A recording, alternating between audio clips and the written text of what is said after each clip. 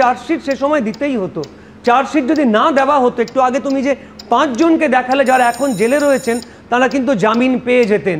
আবার এটাও ঠিক, এটাও বলতে হবে যে আমরা সবসময় বিশ্বাস করি যে একটা তদন্ত তো দ্রুত নিষ্পত্তি হওয়া উচিত।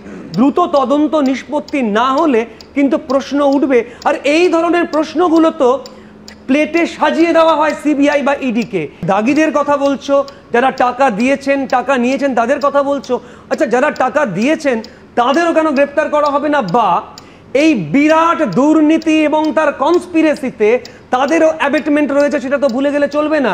আজকে তারা টাকা দিয়েছেন বলে তারা হাত গুটিয়ে নিতে পারেন না এবং বলতে পারেন না আমরা টাকা দিয়েছি, টাকা এখন ফেরত চাই।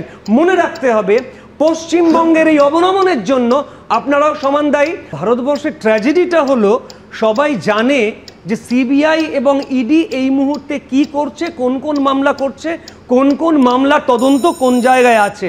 মহামান্য বিচারপতি তীর্থঙ্কর ঘোষ বলছেন সিবিআইকে দিলে মামলা একটা গ্যালারি শো হয়ে যাবে।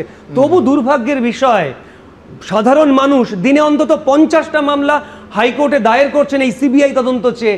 কারণ তারা মনে করেন রাজ্য পুলিশ, সিআইডি, ডিটেকটিভ ডিপার্টমেন্ট বা কলকাতা পুলিশ, তাদের কারো কাছ থেকে আমরা সঠিক তদন্ত পাবো না। একটি ছাত্র যুবর মিছিলে অদ্ভুত উন্মাদনা, পরীক্ষা না দিয়ে আমরা মিছিলে যাব, অর্থাৎ প্রয়োজন নেই তো পড়াশোনার। পড়াশুনো করে মেধার বিকাশের এখন প্রয়োজন নেই।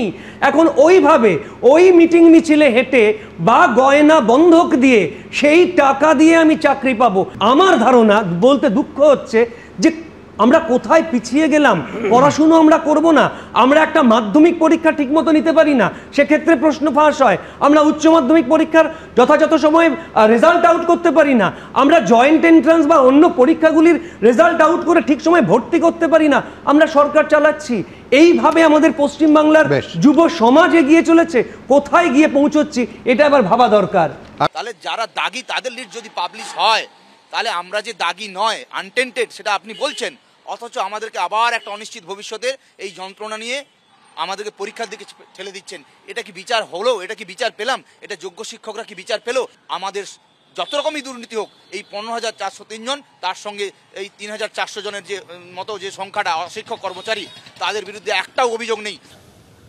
মহামান্য সুপ্রিম কোর্টের রায় অনুসারে যারা চিহ্নিত অযোগ্য, যারা ঘুষ দিয়েছে, সাদা খাতা দিয়েছে, ওএমআর ম্যানিপুলেশন করেছে, যারা দাগি, তাদের তালিকা প্রকাশ হচ্ছে।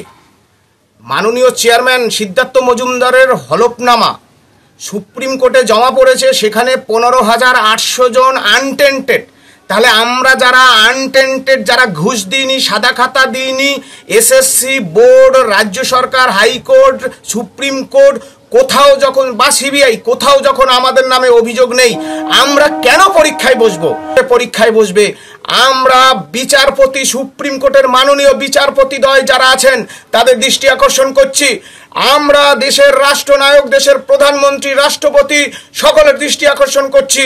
কারণ আনটেন্টেড শিক্ষক যখন আমরা আনটেন্টেড, আমরা ঘুষ দিইনি, আমাদের কেন নতুন করে পরীক্ষায় বসানো হচ্ছে?